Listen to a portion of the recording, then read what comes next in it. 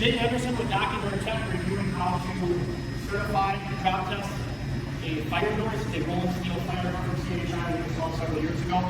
One of the key things with any fire door drop test is it's critical to have the installation manual as well as the drop test information. If you're going to do an inspection, you need to understand the manufacturer requirements on that.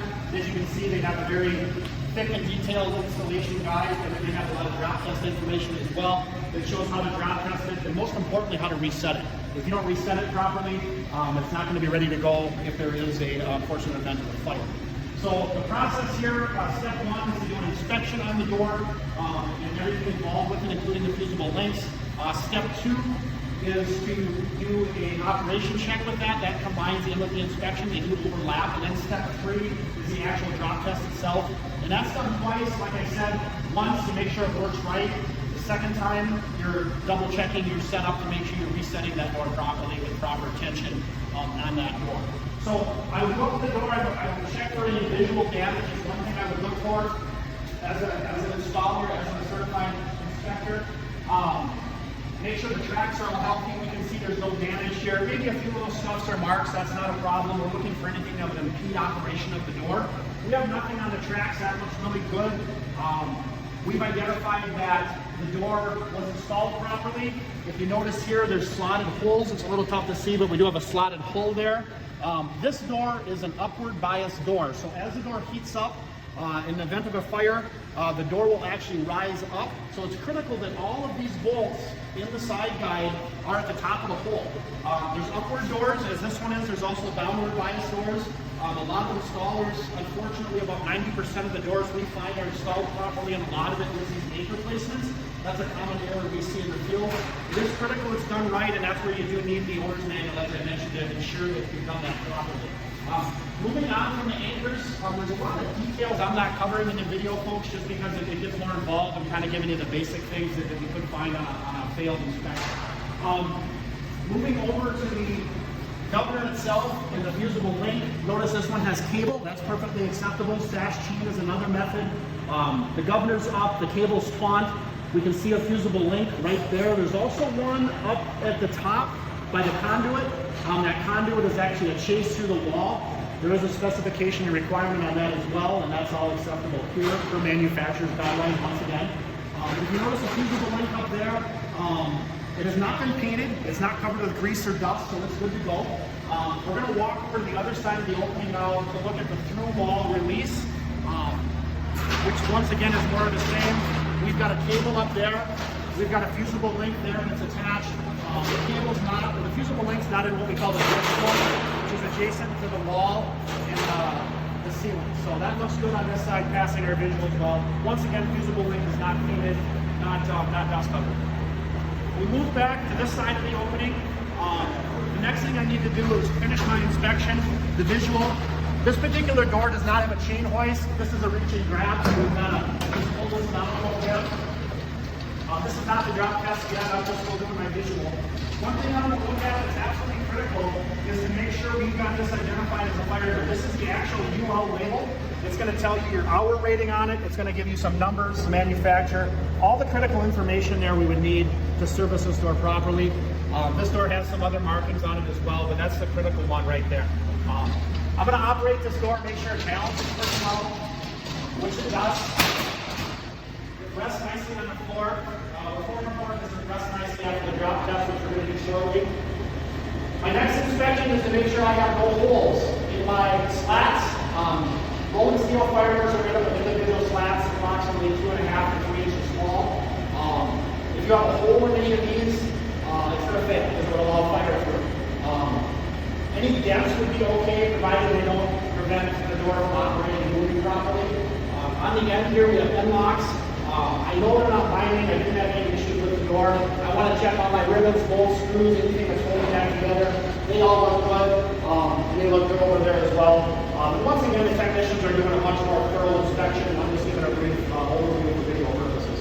Another thing I want to point out, this one's really clean and easy. We've got a nice hood up here, turn to our hood. No dents in that. If there were dents, that's okay. However, if there's a serious dent in there that can cause, once again, the door not to travel, that we would have to fail. Any holes, however, in that door, that would be an automatic fail because it could allow fire to come through. So this door seems balanced pretty well. Identification line out here, my technicians have checked, do show that this passes the inspection. So the next step we're going to cover is going to be our drop test. Today we are here to go through a fire door inspection and drop test per NFPA 80. We are at a facility where we have a rolling steel fire door installed, and it's a door that we put in several years ago. First thing to note is, identifying a rolling steel fire door. Obviously, we have a fusible link set up on top. This one has cables and a fusible link there and there. And also over here is a drop-out governor we have that would cause this to fall down. We have a fusible link or a melt in the case of a fire.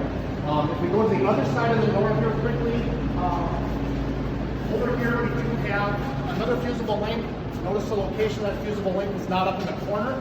It's out away from the wall. The corner is kind of a dead zone where we don't want to have that. So when the temperature gets hot enough, the fusible link would melt, our door would come down. That's the concept we're after here.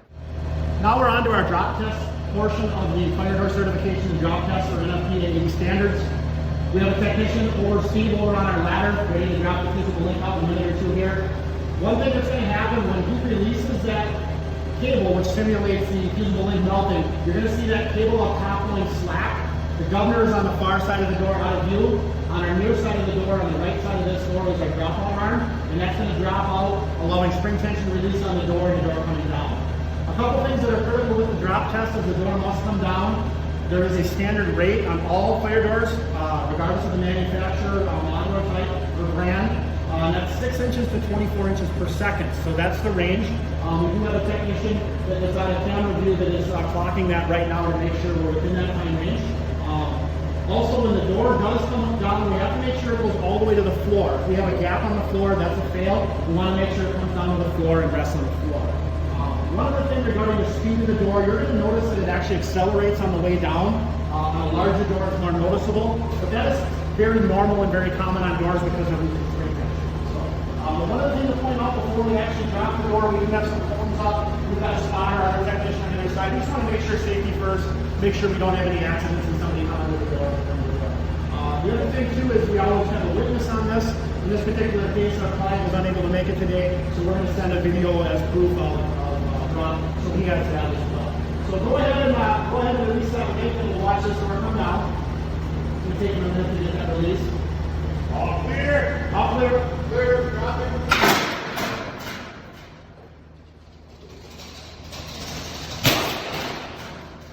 And that dropped perfectly as we expect. Like I said, that cable's going to come slack. The drop arm is going to release out. The door is going to come all the way down. It was between our 6 and 24 inches per second. It did get off the floor and came back up and down a little bit. That's perfectly normal.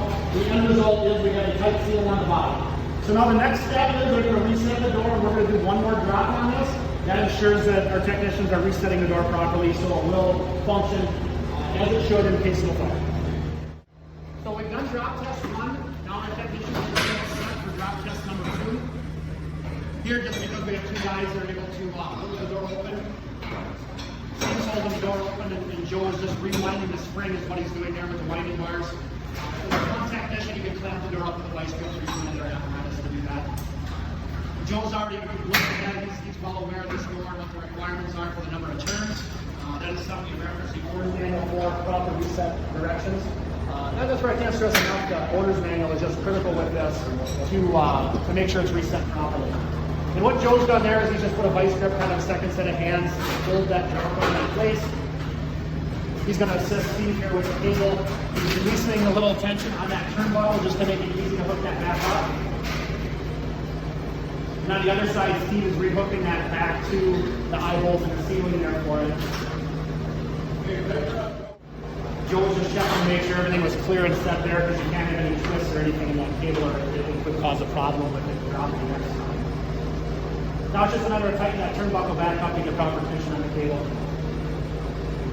And we're actually going to move to the other side of the door for our next drop test.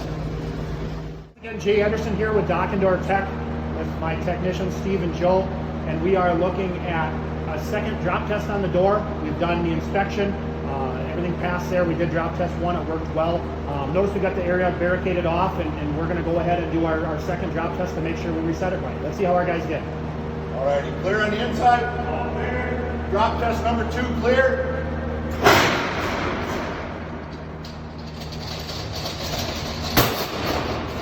Just like our first drop test, that door came down at the correct rate of speed.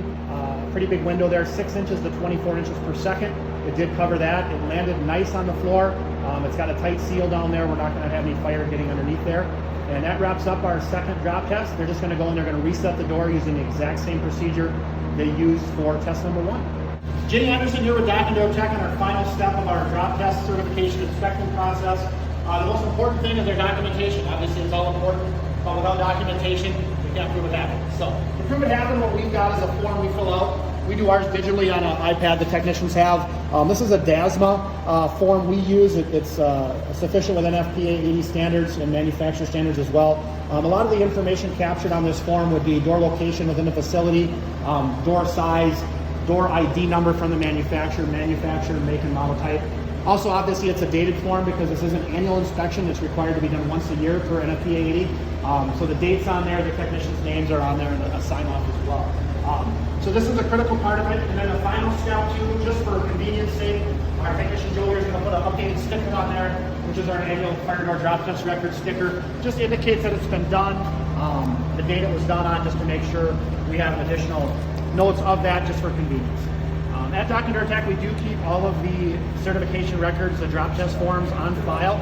Should the client lose theirs or need quick access, we're always available to retrieve them for them. So any AHJ that is going on site, sees a fire door, should ask that client manager there for a copy of that drop test form. And if they can't provide that, they need to be able to do that to meet NFPA 80 standards and requirements. Thank you for joining us today. I hope you enjoyed the Dock and Door Tech video of a drop test, certification, inspection, and documentation useful. At Dock and Door Tech, we're always available should any questions arise. Our phone number to reach us is 763-753-0792. Thank you.